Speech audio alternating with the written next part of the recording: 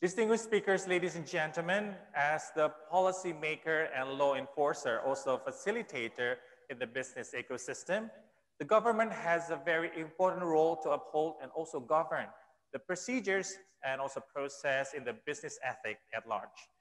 What kind of breakthrough does Indonesian government has done in the midst of massive development process that also includes various organizations such as private and multinational companies? And what kind of challenges that Indonesian government has to face? Also make a mitigation for the risks to counter the misconduct and other obstacles that can prevent a law enforcement to maintain conducive climate in the business ecosystem. Next, we will listen to the keynote speech with its title, Reflection Ethics in Business, Tone from the Top. On behalf of Ministry of Home Affairs of the Republic of Indonesia, please welcome special staff to the Minister of Home Affairs of the Republic of Indonesia. Ladies and gentlemen, Professor Mukhlis Hamdi.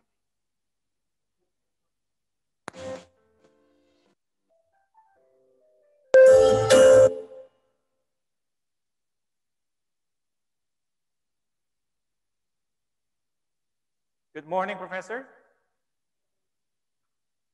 Can you hear me? Ya, bisa suaranya agak dibesarkan, Pak?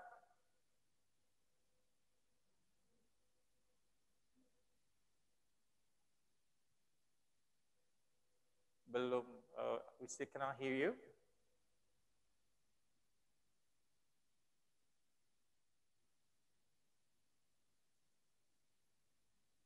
Yeah. Can you unmute, Professor? Yeah.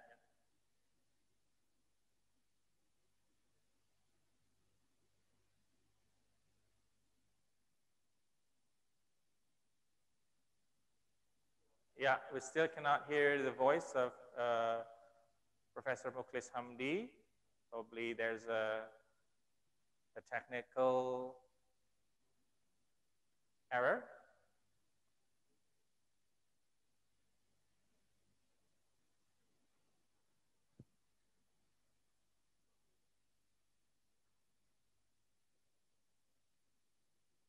Yeah.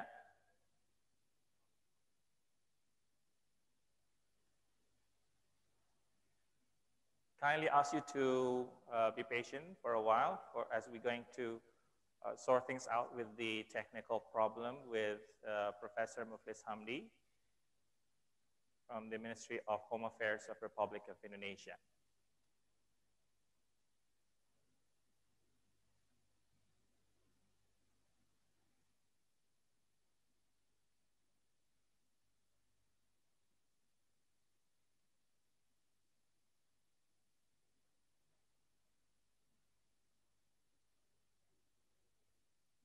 Yeah.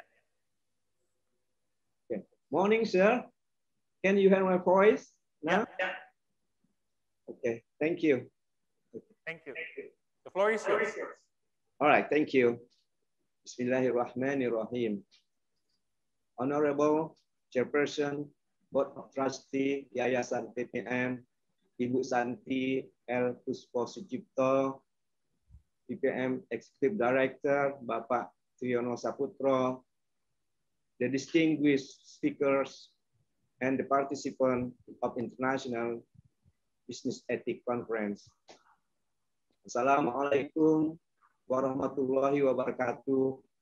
Salam, Om Swastiastu, Namo Buddhaya, and salam kebajikan. First of all, let us offer praise and gratitude to Allah Subhanahu wa Ta'ala, the Almighty God, for our opportunity to attend this International Business Ethics Conference this morning. Furthermore, I would like to let you know the apology of the Minister of Home Affairs because he cannot attend in person on this current occasion. He appreciates and congratulates this international conference, a meeting with an interesting topic on ethics in business, big challenge, reinforcing ethical business and integrity practices. Dear conference participants, in the development of modern state life so far, the progress of a country in realizing the welfare of its people is usually supported by economic growth. Initially, this economic growth relied heavily on natural resources. But lately, it is increasingly clear that the role of natural resources is starting to be replaced by the role of industry, trade, services, and technology. In the midst of this dynamic, the large and growing role of the business sector is becoming increasingly evident too, both as an engine of growth and as a contributor to the development pattern. Business inevitably give color to the aspiration considered in national development policies. This is what I think is what makes this conference so important. Dear conference participants, we both understand that whenever we mention the term business, the first impression that arises is about how to get the maximum profit as much as possible. Business is understood as a human activity with distinctive characteristics, namely profit-making oriented, framed by dynamic and necessity of competition and of creativity and innovation as well. With a profit orientation, business are very familiar with the need to create efficient process as reflected by efforts to reduce costs to a minimum level along with increasing maximum profits. Along with that, the dynamic and necessity of competition will take place in a fair atmosphere, make business also accustomed to an atmosphere of networking and transparency. Competition has also encouraged business to continuously create and innovate in order to win the competition for maintenance and market expansion. In short, business is an actor that is identical to the character of profit seeking. But business is also obviously sources of innovation, driving by the competition that must be won and the survival that must be maintained. In the course of time, business continue to improve themselves, coping with the demand of its environment. Business lately is also increasingly reflecting a greater social responsibility. This social responsibility indicates that nowadays, business are compelled to redefine their business propriety, especially from the perspective of the benefits that are felt by the people at large as company, external environment. Business develop a blend of values in the form of business feasibility and social worthiness, as reflected in the combination of maximizing self-progress along with sharing this progress with the external environment. Business continue to develop proportionality between profit and virtue. In terms of maximizing profits, business develop good corporate governance, reflecting many positive values, such as integrity, honesty, adaptive, innovative, and technology development. And all of them are aimed at providing certainty for the achievement of efficiency, which is again often redefined as the achievement of the maximum result with the least cost.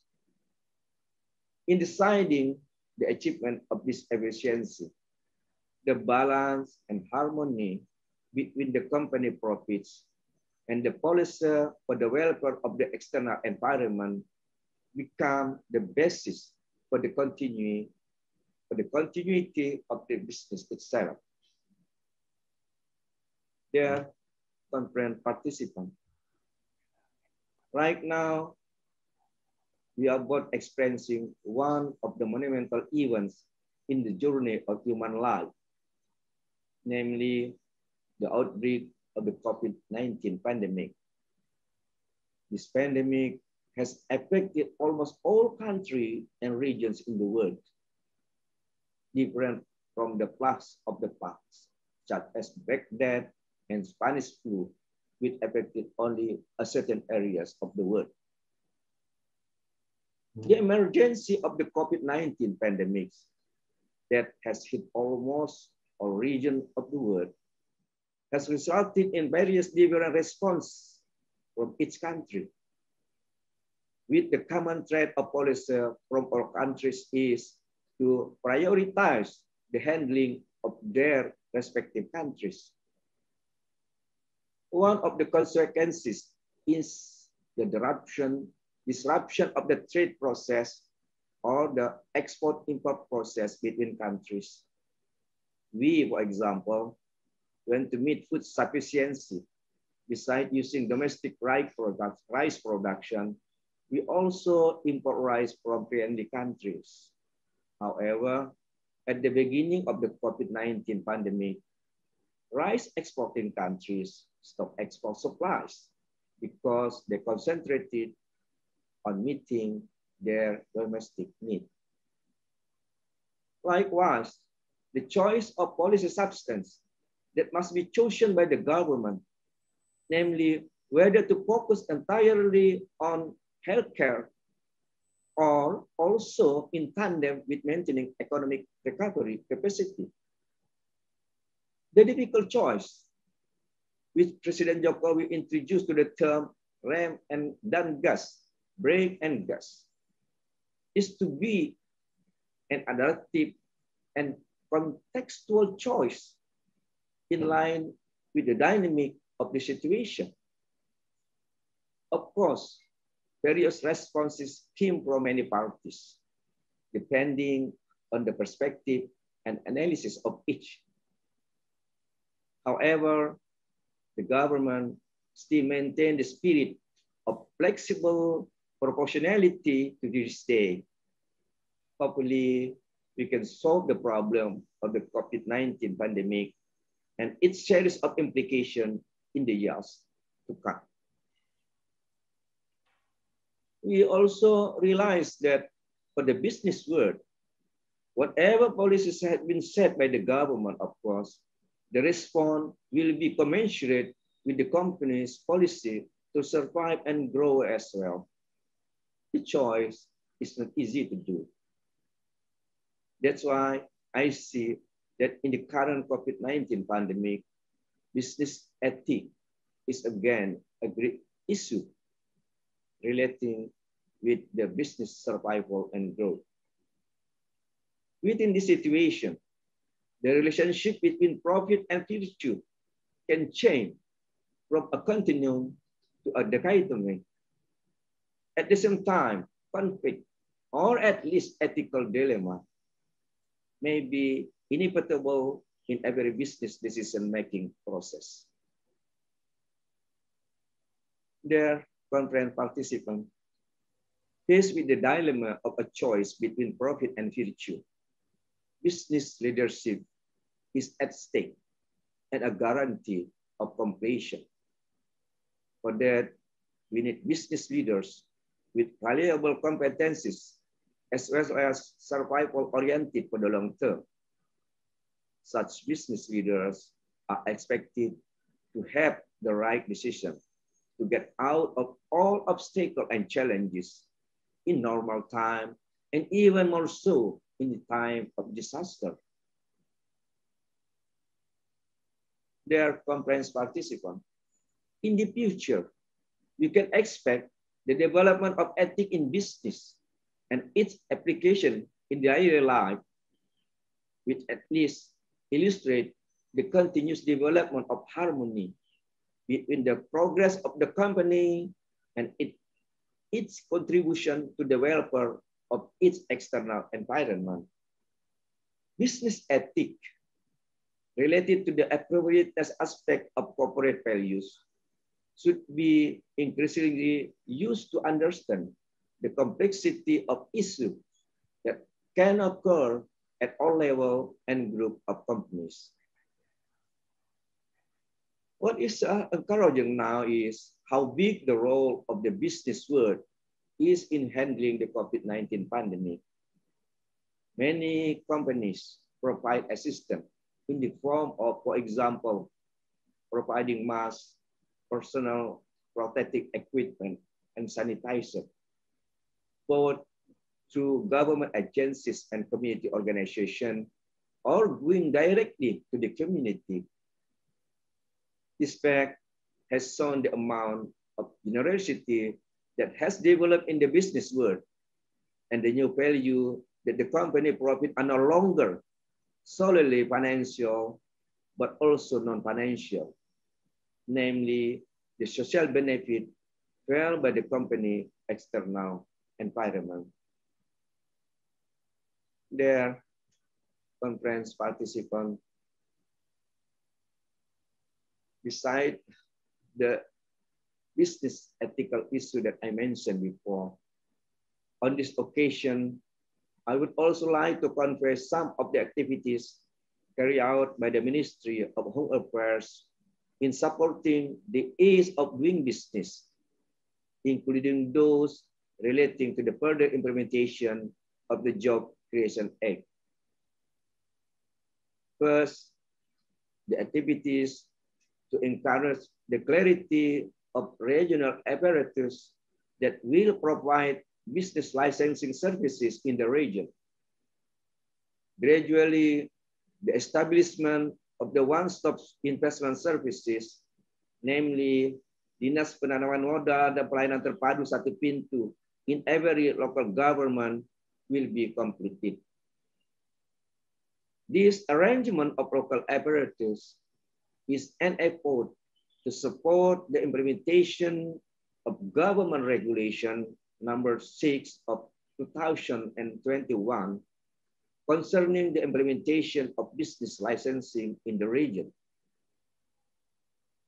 Second, the activities to encourage the completion of regional boundary arrangement to provide location certainty in guaranteeing business permit. As we know, Article 5 of Government Regulation number 43 of 2021 concerning with settlement of inconsistencies in spatial planning stipulate that regional boundaries that apply and have been stipulated in a ministerial regulation that administer domestic government affairs become a reference for resolving non-conformities. Third, the activities dealing with the cooperation with the government agencies and public and private cooperation for the use of population data in facilitating accurate services in transaction to people and customers. In addition to the ease of doing business, I also want to convey the role of the Ministry of Home Affairs in handling COVID-19 in the region. A series of regulations and guidelines have been issued by the Ministry of Home Affairs, along with regular coordination and evaluation activities. These activities were carried out by the Ministry of Home Affairs to ensure that local government runs smoothly. Since March 2020, the Ministry of Home Affairs has many has made many regulation and issue circulars regarding the preparation of program and the regional budget, which among others, dealing with the reallocation of the budget and refocusing of activities, as well as the acceleration of regional spending from the first month of the fiscal years. The Ministry of Home Affairs has also issued guidelines on handling COVID-19 in the form of implementing the 5M, namely using masks, washing hands with soap, maintaining physical distance, preventing crowd, and controlling mobility, as well as 3T, testing, tracing, and treatment. And periodically, once a week, doing evaluation together with the Ministry of Health, other related central government agencies, and regional and local government. Dear conference participants,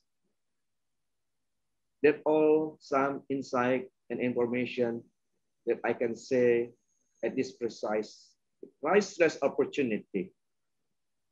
Finally, I wish you a happy and successful conference. Wabillahi taufiq wal hidayah. Wassalamualaikum warahmatullahi wabarakatuh. Om Santi Santi Om. Thank you.